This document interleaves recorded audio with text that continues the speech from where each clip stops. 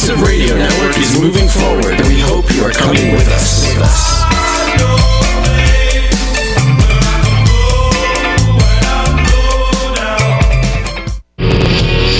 This is PRN, the Progressive Radio Network.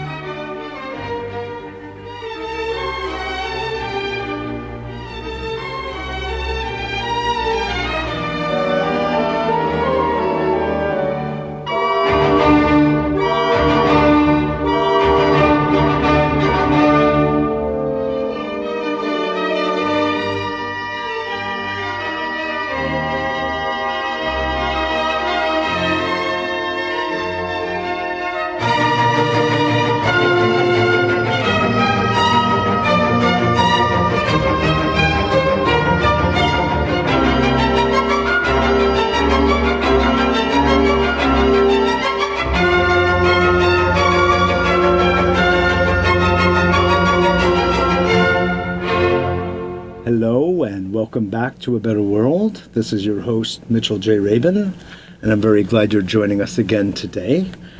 Today, we are going to be spending the entire program with Foster Gamble, who is the president and co-founder of Clear Compass Media.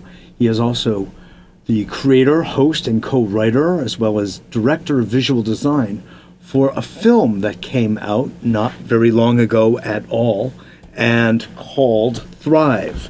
And it has caught attention across not just the country, but the world.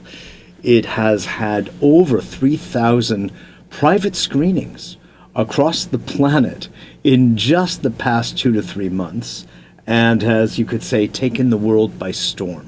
And that's why we wanted to have Foster Gamble on today to speak with us about this phenomenon, the vision he had early in his life, about essentially the nature of energy and the way it works, the way it flows, sort of in a certain specific geometric pattern, which he goes into in the film. And it's almost a kind of a cosmic insight, if you will, into the nature of reality, or certainly one reality, and what we can do with it. It's not just some kind of theoretical construct, but a practical vision that allows us to generate energy. And he has found other similarly minded, scientifically minded inventor types who have done similar kinds of developments in their own minds and then in the real world. And this becomes a good part of the first sections of this film that has just created a buzz and excitement. And if you haven't yet seen it, I surely suggest that you do, because it's that kind of film that is igniting us at this point in time, watching everything that is going on in our world. Our society is beginning to dissemble. Its institutions are beginning to crumble. People are seeing through what has been propped up as a status quo of the political system, of the economic system, of the social system, and the justice system, and the way we interact with our environment, which is nothing but tearful in its nature. It's sad, profoundly sad. If you care about the birds and the bees and Mother Nature and the planet in any way, shape, or form, what we have done, the death of the species occurring literally daily, is nothing short of a tragedy and a travesty. And there are many people these days calling for change, calling for an awakening and a change in the way we relate to the earth, and the way we relate to each other on all levels, both locally and systemically. This film, Thrive, really addresses so many of these subjects and gives us both a searing analysis of what it is that has been going on historically for a long time, and thankfully, and this is why we're so excited about it at A Better World, a series of really brilliant, inspired, creative solutions. And that's the game. And on that note, we'll begin with our interview of Foster Gamble and get on with a review of the film, what inspired him to make it, and what we can really take away from this interview with Foster about the film and about life in general, how we begin to apply our own intelligence, our own genius, really, to the situation at hand that is calling for our active participation. Foster, are you on the line? Hello? Yes. Foster, hi. Welcome to A Better World. Thank you. It's an honor to be on your show. I'm so glad to have you. Isn't it nice to be invited into and onto a better world? Absolutely. That's really the thing that we all want to say at some point very soon after we've created exactly that through getting educated and inspired through films like you've just made. I want to just start by thanking you for taking the time and the energy and making the commitment on all levels to the production of this film, because I feel it's beginning to have a very valuable rippling effect through our larger society. Well, you're welcome. Kimberly and I are both thrilled with the response that we're receiving from all over the world. Somebody asked me, well, aren't you afraid of what might happen after the film comes out? And my response instantaneously was, the main thing I would be afraid of is if it were ignored. Yeah. And that hasn't happened. Right, if it were ignored, sure. Or if you didn't make it and the world just kept going the way it's been going. That's something to be afraid of. That was not an option. Right, that's not an option, exactly. Well, I appreciate your inspiration. What was it fundamentally? Because there are so many different ways for us to interact with the world, and make our imprint on it and try to influence matters in a way that could really make a difference. I know you had a background in film, going back to helping to found the film department at Princeton University many years ago when you were an undergraduate. What is it that really got you going to really tackle this? Well, it was really my deep concern about what was going on in the world and whether or not I would survive, whether or not our species would survive.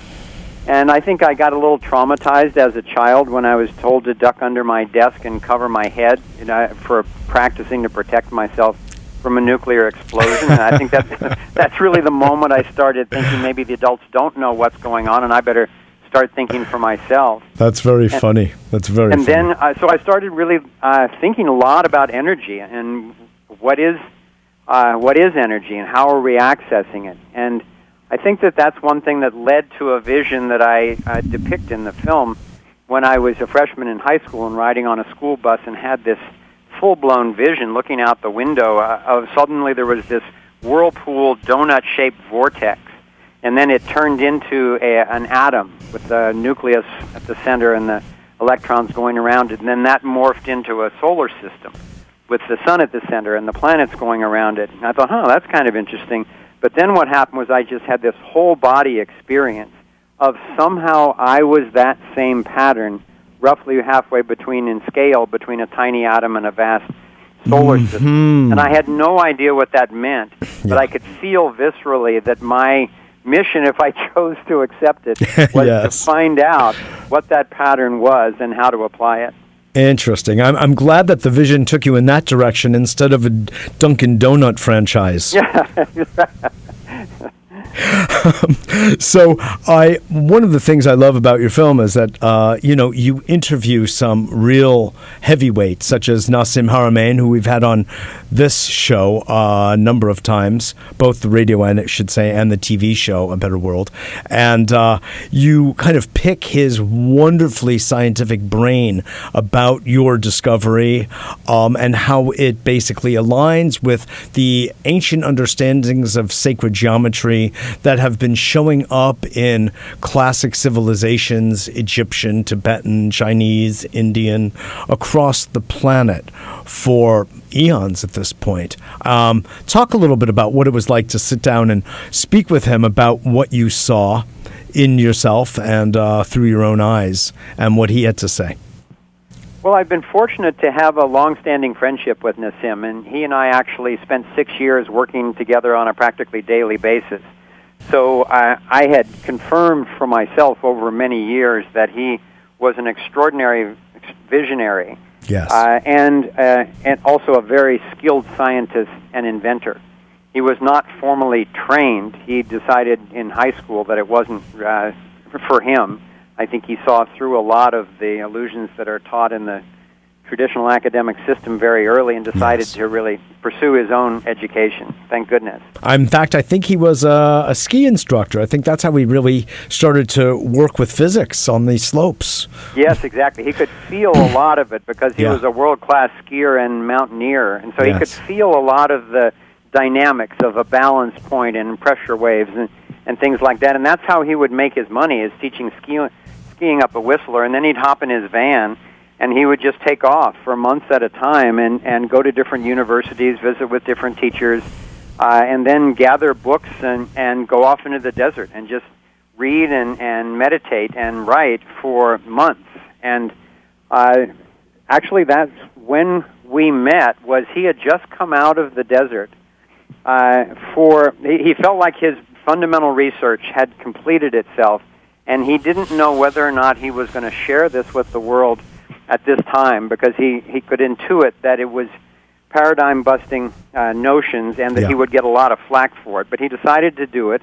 He came out and started giving some talks, and sure enough, people were really making fun of him and trying to stop him from talking in the middle of his speeches and so forth. And so he was going to give one more talk and then basically kind of give up.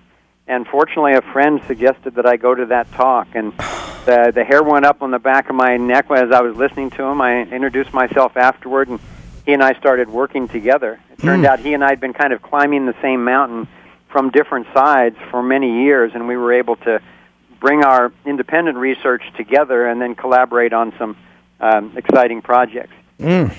Oh, that's wonderful. I'm so glad to hear it. In the film, of course, you open up with your interview of Nassim, and then it moves on to a series of interviews with some very interesting people, of course, some of whom I know and have interviewed as well. And I love the way you did that, and with the entire architecture, if you will, of your set, which, boy, I'd love to have one of those. That was great. But I want to bring this up because you went into some real detail, Foster, about subjects that, our society is rather closeted about and doesn't really like to talk about in person. And the powers that be, if you will, the background listening, as Werner Erhard called it, tends to shun subjects such as UFO technology and advanced renewable, sustainable technologies a la Tesla. People don't even know often who Tesla is, even though every time they turn on the light switch, they have to give thanks to Tesla, not to Thomas Alva Edison. People don't even know this by and large. So I really want to just commend you for bringing this information to a much larger audience. And then I really appreciated the way you went into, as you looked around, why you asked a very pivotal question, which we talk about on A Better World routinely, is with the wealth that we have in all domains, technological and in many ways spiritual, as a human species, why is it that there is so much suffering taking place today in the 21st century? We have the food, we have access to water, we have access to amazing natural resources. Why is it? And that, of course, sets you off on an entire trajectory of following the money trail. When you first came across the knowledge that you came across, especially as a son of one of the most prominent, influential corporate families, if you will, in the United States, what was going on inside your mind? Well, it was a fascinating time of discovery, I can say that. Yeah. Because when I left college, having been a filmmaker, it was assumed that I would go on and make feature films, but I realized that I didn't have anything to say that was worth the kind of time and money and technology it takes to make a feature film. So I instead committed myself to finding out, if I could, what is in the way of humanity thriving, and what is a way out for humanity from the environmental, political, financial, and nuclear predicaments that we've gotten ourselves into. Yes. So I committed that if I ever found a meaningful answer to that, then I would make a feature film. I just didn't realize it would take over 40 years to get to this point. Oh, God, and yes. I really started primarily as an athlete and as a scientist, and following those into the realms of consciousness and peak performance. Mm-hmm. And then kind of secondarily, that led into the realization of this fundamental energy pattern. It turns out that the universe really has one fundamental pattern by which it sustains a healthy system, and that's this torus vortex. Torus, everyone, not right, Taurus not the astrological.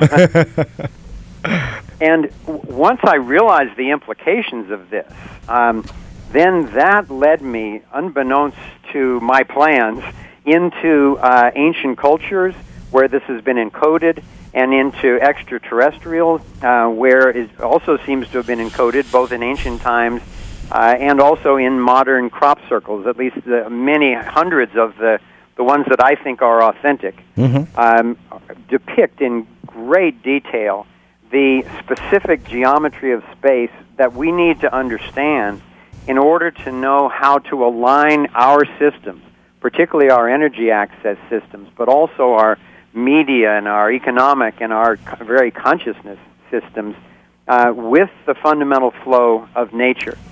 So that was a huge breakthrough for me to realize that the universe is showing us everywhere, if we know how to look, how to sustain a healthy system, and that seems to be our evolutionary imperative. But then also, it can give us access to things like free energy and rapid evolution of our consciousness, but it's being suppressed virtually everywhere I looked, both at the consciousness level, at the economic level, and especially at the technology level. It was being brutally shut down. So that's what really got me thinking of okay, somebody's got a motive here to keep other people's lives from thriving. And my wife is a experienced journalist. She worked for Newsweek International for 10 years. And she said, well, in journalism, they teach us if the story doesn't make sense, follow the money. So we started following the money and just finding experts, both in economics, but also whistleblowers, people who really knew what was going on in politics and in science and in the media and so forth, that we could sit down and have these conversations with. And to make a long story short, I followed the money upstream in all 12 sectors, what we call the 12 main sectors of human endeavor, to find out who was in charge and what was their agenda. And when I found out that really a very few people seem to be in charge, that was good news, because at least that makes it easier to turn around. It's finite. We drastically outnumber them. Yeah. The bad news is that they've got control of most of the military power, most of the financial power, most of the media power across the planet. So I think our major task now is to use the Internet, use the communication technologies that we have to wake people up to not only what, but who is in the way of our thriving. I hear you. The story also that I'm sure Kimberly would have said, Foster, is that any story will make sense when you follow the money trail. Yes. Means, that is a large part of every story, in fact. Yes. Yeah. No, I hear what you're saying. And, this brings up another matter, which, of course, many people will think, and I'd like to hear what your feedback has been in this regard, that the whole story that you told is based on paranoid thinking or on what has been deemed conspiracy theory. What do you have to say about that? Well, it's the whole notion of conspiracy theory is an idea that has been indoctrinated into us through the media and through the educational systems that are controlled by these same people who are conspiring to destroy so many lives and to control the rest of them. And so I prefer to call it conspiracy analysis. There's one website that's very well done called 33 Conspiracies That Turned Out to Be True. And it turns out that things like the Gulf of Tonkin false flag Vietnam. In Vietnam, and the Cuban Missile Crisis. Yes, and the Iran-Contra affair where the Bush administration got convicted of conspiracy, and when the AMA tried to shut down chiropractic and got convicted of conspiracy. The fact of the matter is, people do conspire to control other people and to make more profits and so forth. So it's called a monopoly. Well, and anyone who has their head so deeply in the sand that they're not willing to consider whether or not somebody is conspiring when the Federal Reserve, which is run by these same banking families and refuses to be audited, has just been exposed with a minor audit, finally insisted upon through Bloomberg News.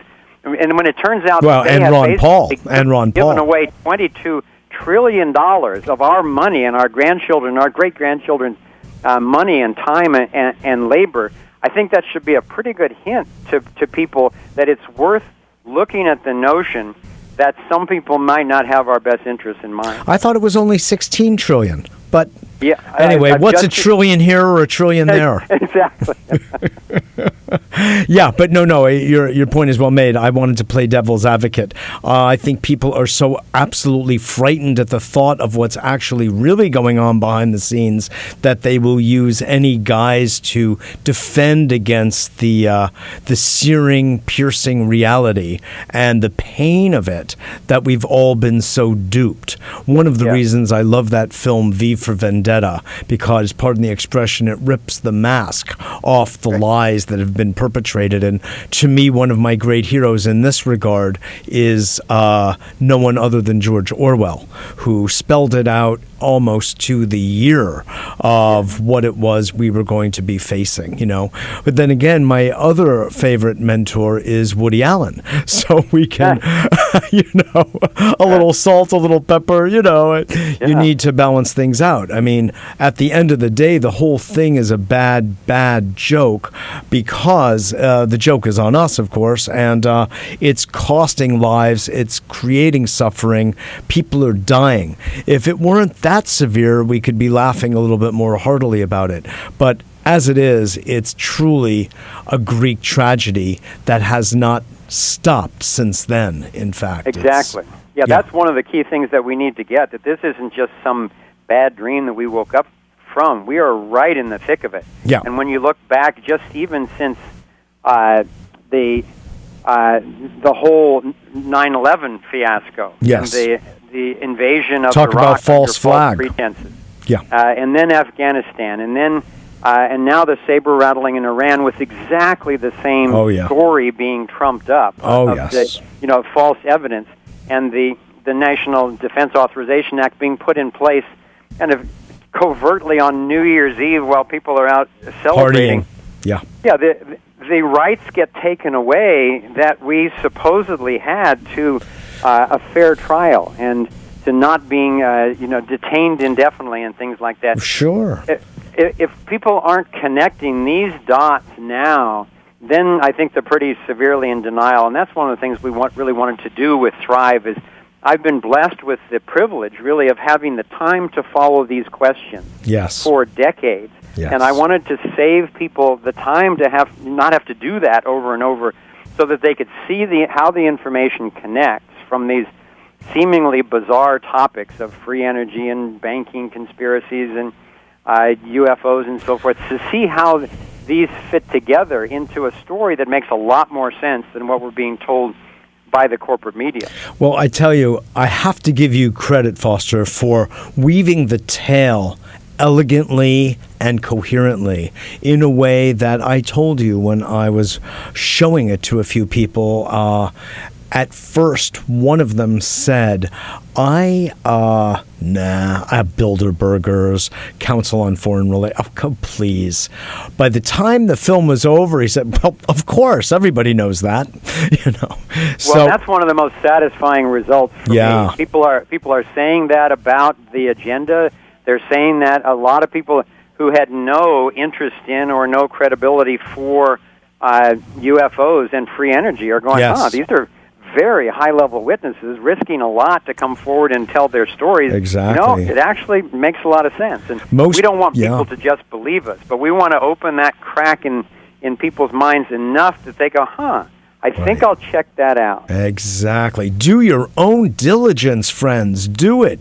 Dr. Stephen Greer has been doing it for decades. I know one of his original partners who was part of CSETI from the beginning. Most people don't even know that one of the Rockefellers, one of the cool Rockefellers actually, and believe me, there are several, was helping to support that. Yes. So, this isn't all a black and white thing at all. In fact, that kind of brings something up. You were raised in one of these families that, an ultra wealthy, prominent family that I referenced earlier. I was wondering, as a son in that family, Foster, were you being trained / indoctrinated, let me just use the word educated, along a certain path that would have had you carry on the mantle of the precedent set by your parents and maybe grandparents? Well, it's an interesting question because I certainly was in my culture and in the schools that I went to, and I was a high achiever, very successful student and athlete in school. So I was kind of recognized as a potential future leader, and various people or organizations, looked to recruit me into activities that I'm really glad that I didn't go into. Such as what? Well, my... Not Skull and Bones. No, that was at Yale, and they didn't have that kind of secret society, fortunately, at Princeton. Yeah. But I was invited to a kind of a wooing meal at the Bohemian Club, and the high school where I went was a very prestigious boarding school back east called the Choate School. Where of course, Choate in Connecticut. John Kennedy and Adlai Stevenson and a lot of the Rockefellers and the Carnegies and so forth went. I grew up not far from there.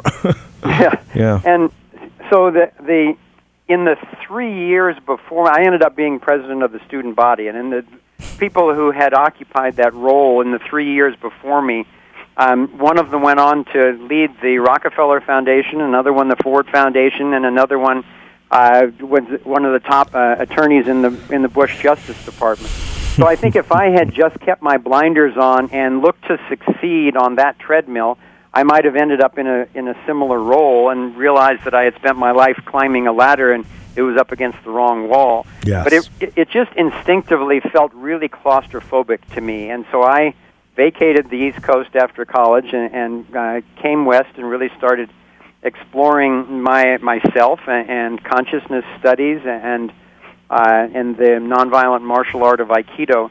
But I'll say for my family that even though my great-great-grandfather was the soap guy of Procter & Gamble, it's a very different situation than people like the Rockefellers or the Rothschilds or the Carnegies or Morgans would find themselves in, because this was a single successful company. Yes. And the money has been passed on from generation to generation, and kind of the usual rule of thumb is it's gone in 6 generations because of taxation and proliferation and so forth. So yes. And I'm in the 5th generation, and it's just about true.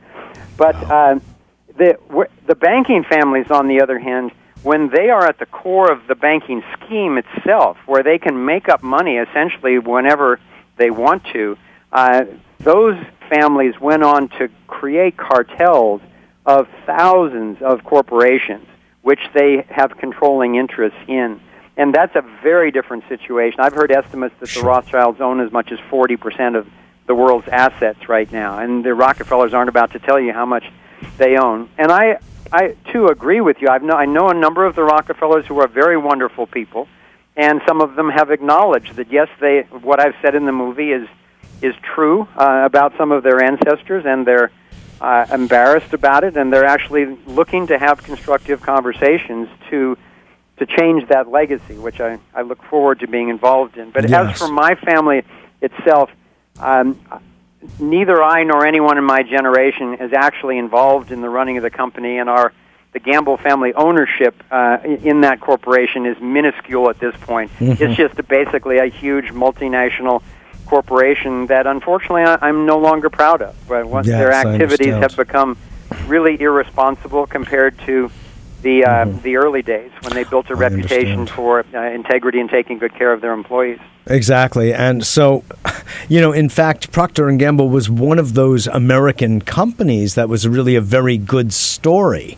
And, it looks like it has seemingly, and I really don't know much about it anymore, gone the way of so many corporate structures, and integrity gets bent at the invitation of more money over quality. So what was, you could say, a clean business soap, you were looking to clean things up, and now look, but I had inklings of that for a while, and then when I saw that Dick Cheney went on the board in 1992, I figured that there was a lost cause, and because what happens is that at that level they get these interlaced boards of directors, where the major banks are all represented, and the other multinational corporations, and the military-industrial complex, and it all just becomes this one vast conglomerate with different branches. Exactly. And some of my family members that I am very proud of have been instrumental over the years in organizing some of us to hold the company's feet to the fire in terms of pollution and in terms of how it treats its employees, and particularly on animal testing. We've been successful in eliminating over 90% of the animal testing that they used to do, and we're working on the rest of it. Excellent. I was going to say, by the way, what we call that seamless network, Foster, is Glob Corp. Yes. Be careful. It may be knocking on your door. But no, you are in an interesting position of being able to be perhaps more influential than many, and Procter & Gamble could become a leader in the new wave of corporate behavior, bringing it into alignment with ethics and the entire idea of conscious and compassionate capitalism, which is a whole new wave that my work at A Better World and individually is very much moving in the direction of. And there truly is a powerful wave moving across our country, socially conscious investing and the like, to upgrade the thinking about how to do business, and that there's plenty for everybody, moving us away from the scarcity model into a plenitude model, a prosperity model. And that's one of the things I love about your film, just to come full circle. In fact, let me just take a moment here and remind everyone you are listening to Mitchell J. Rabin on A Better World on Progressive Radio Network. We are spending the hour with Foster Gamble, who is the president and co-founder of Clear Compass Media. He's the creator, host, and co-writer, as well as director of visual design for Thrive, a film that, if you haven't yet seen, make sure you do. And in fact, the websites, if I'm not mistaken, are Thrive the Movie and ThriveTheMovement.com. Is that correct? No, I think there's just one website, and it's ThriveMovement.com. Oh, so sorry. Okay, ThriveMovement.com. And there you can either rent the movie on there directly, or you can purchase it. And we just a couple of days ago launched a new technology that allows you to gift it to friends. If you have a positive experience of the movie and want others to see it in your network, you can very easily post it for them at a 20% discount. You can email it to them, or you can post it on your Facebook page, and a lot of people are doing that. Yes, that's excellent. That's excellent. Since we were talking about your family a little bit, and it's a wonderful opportunity to chat with you, and we know that in general it's a pretty staid, conservative group by and large. Do you have siblings? Yes, I have 3 siblings and a ton of cousins. And I'm happy to say that the response has been quite positive. Really? Oh, yeah. boy, that's great. Actually, a lot of them didn't know most of this information, and some of them knew some of it and are really delighted to have it tied together. And those who did know a lot about it are really happy to have a tool where they can just hand a DVD to somebody and say, "Watch this, and then let's talk if you're interested," rather than trying to squirt out little bits in 10-minute social conversations and have people think you're crazy. Yes, exactly. No, you really do lay a groundwork, and I think that's just one of the strong points of the film. You take people literally from square one, where people may not have any clue about what it is you're talking about, but there's this heartfelt quality that you and your wife Kimberly come across with, of deeply caring about the world and wanting to make a difference and looking around very open-mindedly at what the heck is going on here.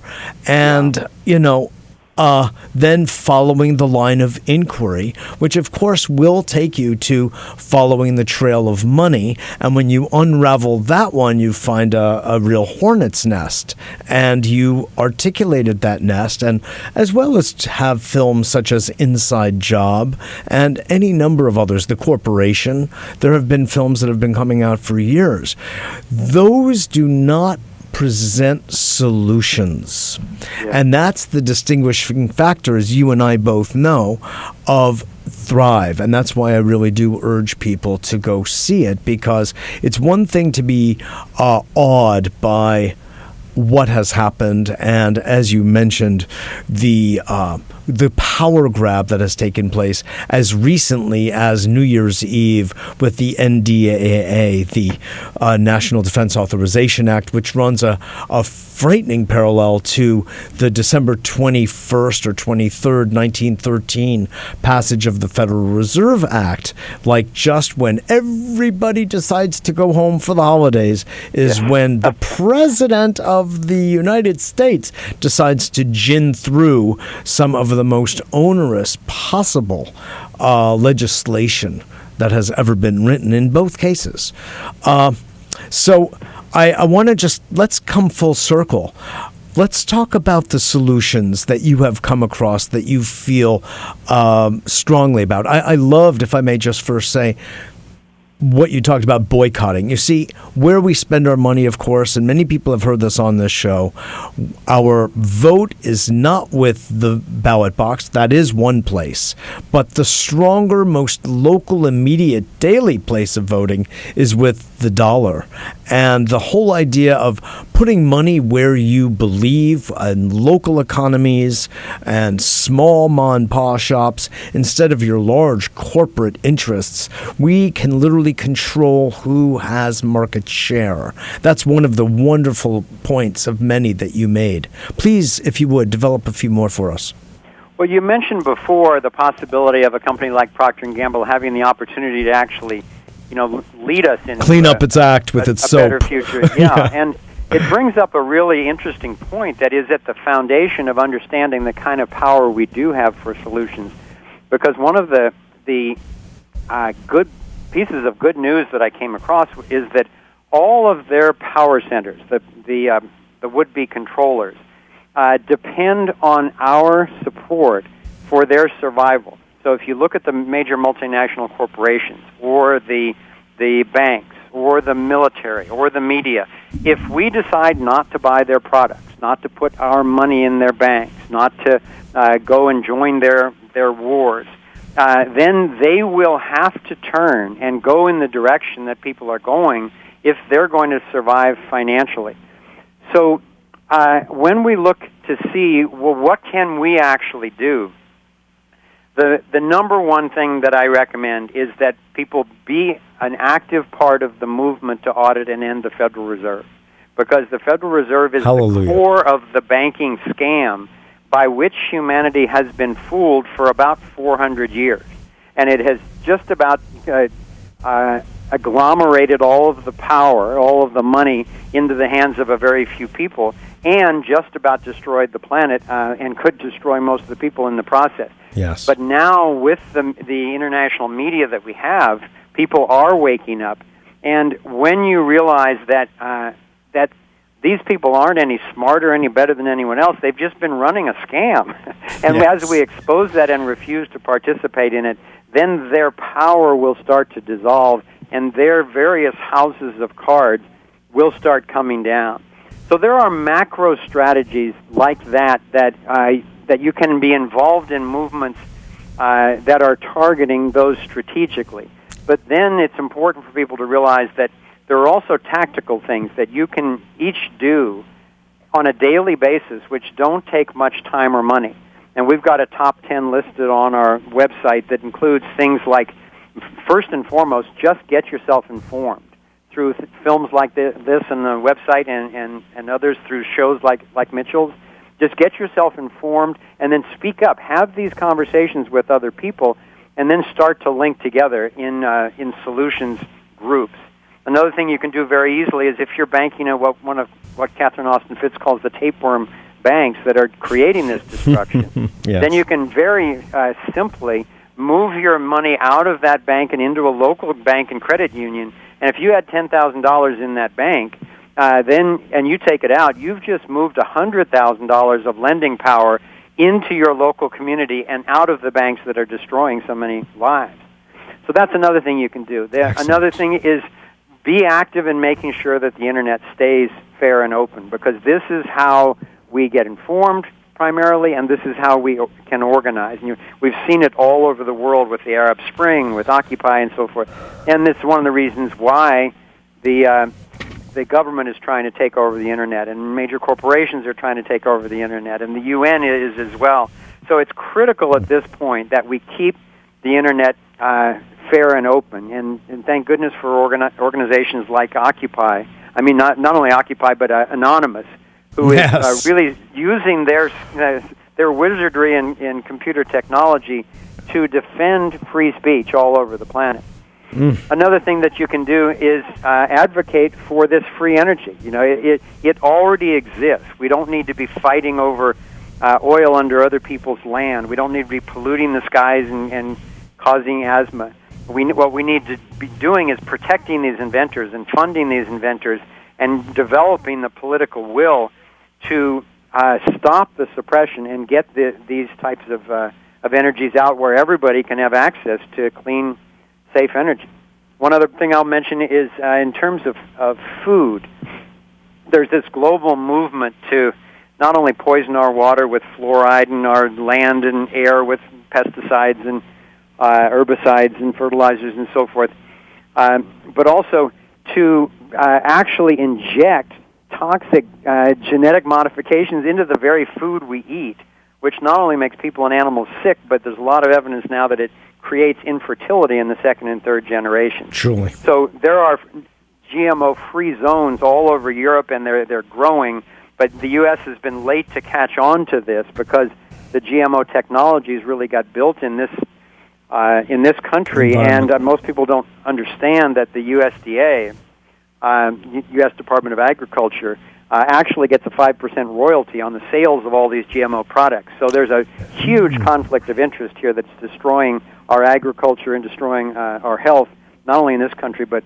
all over the world. So these are some of the kinds of things that you can do, and you can join together with other people through what we call critical mass actions, so that when sufficient money and sufficient people are signed up, then we can take huge actions with numbers that we know are going to be super effective.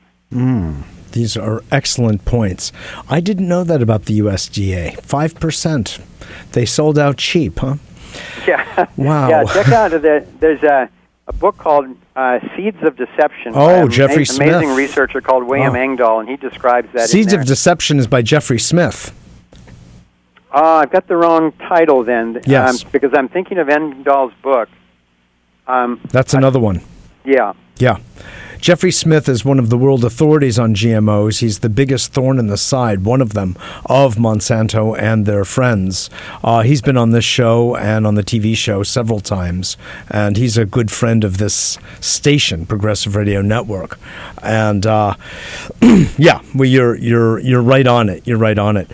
I'm looking it up actually online, and I believe it is. It's Seeds of Destruction. Yes, that's different. By William Engdahl. So make sure you check out that one. And another fact, this just reminded me that most people don't know that I'm trying to get out there now is that, I've been saying for quite a while that I've seen evidence that the powers that be are trying to accomplish this global domination agenda, where they're trying to create a one world government, one world New world currency, order. One world police force, and so forth. Yes. By the end of this year. One reason that I think that's true is that most people aren't aware of is that the original charter for the Federal Reserve that you mentioned before, Mitchell, that was created in 1913 was a 100-year charter. So it comes up in August of 2013 for renewal. And with what people are finding out about how the Federal Reserve is destroying billions of lives, it won't be renewed. And not much chance of that. So I think that's one reason why they're wanting to actually bring down not only the American economy but the global economy, so they can bring in their own new and planned system before that happens. Yes, exactly. In other words, this is what is it called? The disaster economy, the shock doctrine. That's right. Naomi Klein speaks of it. They essentially create problems and then offer the solutions, all both created by government and Halliburton and their friends, and then solutions offered by same. So, they have their own little society going, all, of course, at taxpayers' expense, as well as our freedoms, which are, of course, guaranteed by our Constitution and Bill of Rights until they get eviscerated by such things as the NDAA. And it has happened, and Americans don't get the severity, the extremeness, the radicalism of what was going on. People used to call Bush-Cheney conservatives, Republicans. I used to always say, Foster, there was nothing conservative about them. They were the most radical renegades, criminals that were allowed to run the White House. And, there were some rough parallels with people who went before them. There's no question. But I've never seen anything quite rampant like that until this past New Year's Eve. And he, puts to shame what his predecessors did. Why I have to say, at the risk of potentially, offending some of your listeners, that it's critical that we look at the agenda that's behind the puppet show of left and right, conservative, liberal, Democrat, Republican. Oh, you're not offending anybody. Okay, no.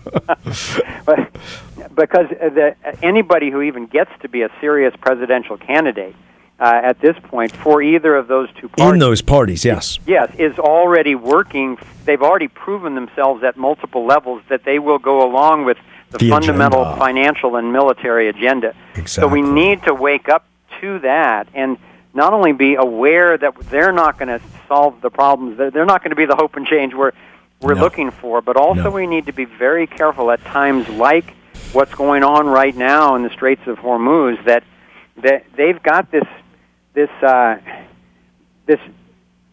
strategy that you talked about, this problem reaction solution technique. Yes. And they've used it successfully so many times. Oh, yes. That they're apt to do it again. And I'm seeing all of the evidence collecting, and I just want to suggest to people that if it happens again, not to get duped into, we're pretending that, or I shouldn't say we, the powers that be are pretending that Iran is a nuclear threat. So once again, we've got these fictitious weapons of mass destruction. Correct. And so now we're talking about invading them. Israel's talking about it even more proactively. Yes. And Obama's saying, well, we're not necessarily in favor of that. But if Iran were to retaliate against Israel, or Iran were to shut off the Straits of Hormuz, then of course everything's on the table. Exactly. And they've actually moved the aircraft carrier USS Enterprise to the Straits of Hormuz right now, and that is an aircraft carrier that was scheduled to be decommissioned next year. which would cost hundreds of millions of dollars to do because it's got 3 nuclear reactors aboard. So I'm just warning people. I've been hearing this from a number of sources that they might use that as the false flag, to create some sort of incident where they would have a supposedly Iranian attack on that aircraft carrier because they've been wanting to sink it anyway. Yes. Let Iran deal with the nuclear radiation from it and use that as an excuse basically to start World War III over there. So exactly. We're in the midst of this drama right now as we speak. You're right. You're completely right. You're on it. And there are so many benefits to speaking war talk with Iran. And one of them, not least, by the way, although every point you're making is so sound, is this is the best way to get reelected. Use war as your platform. Be strong. Play the military card. Yeah. And that is what's happening. I saw it 6 to 12 months ago, and I completely predict that is the way Obama is going to strategize his entire re-election campaign. Jobs at home, ho-ho, based on nuclear, unfortunately, and fracking, and Iran, the new threat. It's so obvious. It's so transparent.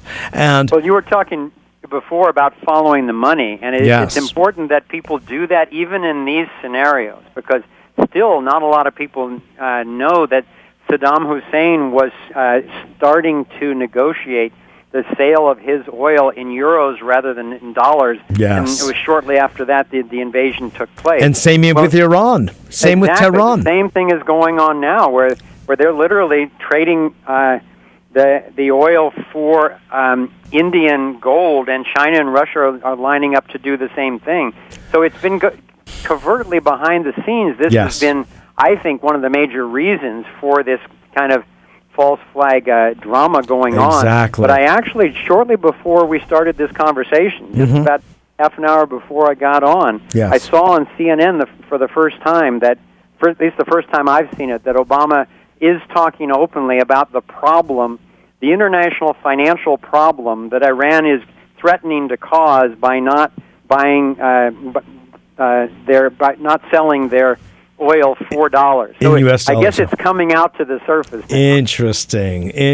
Sure. Oh, I heard actually a year or two ago that they wanted to set up the oil bores in Tehran in euros, and people don't realize that the fundamental international currency, of course, the base currency is US dollars. All oil, all gold is traded in it. So for their saber rattling is to change that currency, and they have every right to do as they wish. So war is played out on many levels. I personally believe that the world is suffering from a profound illness, and it's called confusion and ignorance, and the heart has been veiled. So people are not able to feel the depth of their feeling. We are laboring, by and large, we humans, by and large, are laboring under a false flag, if you will, and we've lost touch with our own soul, which is our own highest level of intelligence, natural intelligence, given intelligence. And because of that labor, if you will, of suffering, we're missing the true essence of our humanity. And I feel that your film really, Foster, helps to foster, if you will, greater intelligence in that regard, to wake it up and show us. And there's such great neuroscience out these days that show us that not competition but cooperation is something that we have been literally biologically wired for. Our survival is not based on competition and the idea that has been misattributed to Darwin of the survival of the fittest. No, it's those who cooperate, those who are fittest for cooperation, are the ones who are going to survive. Yes. Yeah, I think it's probably the most important point of all that you're making, which is at the core of freedom for each one of us is staying centered in our own consciousness and Yes. knowing that we are a sovereign individual, but at the same time we are these boundless entities of universal consciousness. And, Yes. and as I say in the movie, I found out that we're not a mistake. We're just mistaken. We've actually been, Exactly. we've been intentionally misled into That's right. confusion I and love fear and debt, but that is not who we are. That's right. And as we awaken to that, really anything is possible. It's a case of mistaken identity, as they say. Exactly. And you mentioned earlier, Mitchell, that that you liked that vehicle that we travel in Thrive. Yes. When we first created the initial special effects for that and showed it to a few people, the most common reaction was, "I want one of those." And so when we designed our website, the whole website is designed around the motif that we are, in fact, giving each independent visitor their own navigator module, and it's a visually designed that way. But you also have, for those of you, when you go to the website, you'll see at the bottom of virtually every page what we call the sector navigator, and that has these 12 spheres, and they represent media and education and science and governance and arts and relationships and so forth.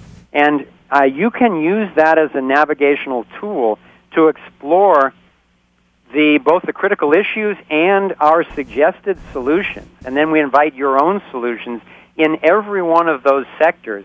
And then you can see how they all fit together as part of a whole system. And more people around the country and around the world are creating Thrive groups in their communities where they're getting together now on a regular basis, having seen the movie, and they're studying the website, and they're getting together and organizing in their local community by sectors, by what your passion is and where your skills are, and then meeting also periodically as representatives from those groups come together into a centralized committee to synthesize what each of the groups is doing and then feed back out to those other groups. So it's got kind of this toroidal communication system which links it all together into an organic, natural principle-based geometry of solutioning. Yes, indeed.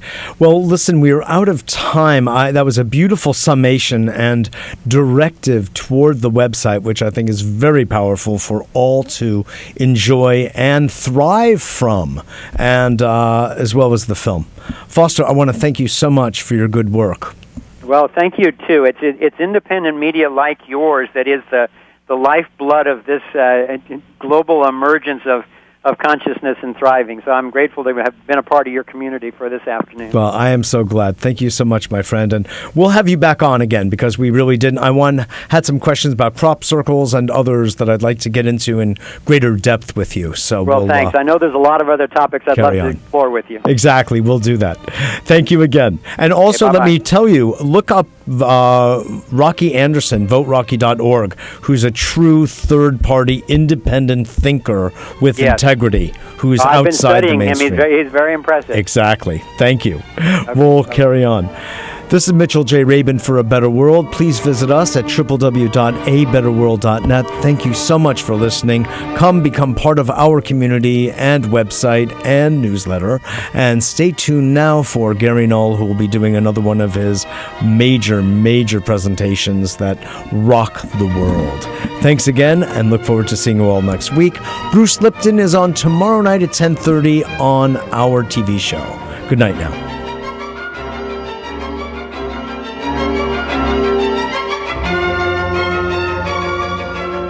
You are listening to PRN.FM, the progressive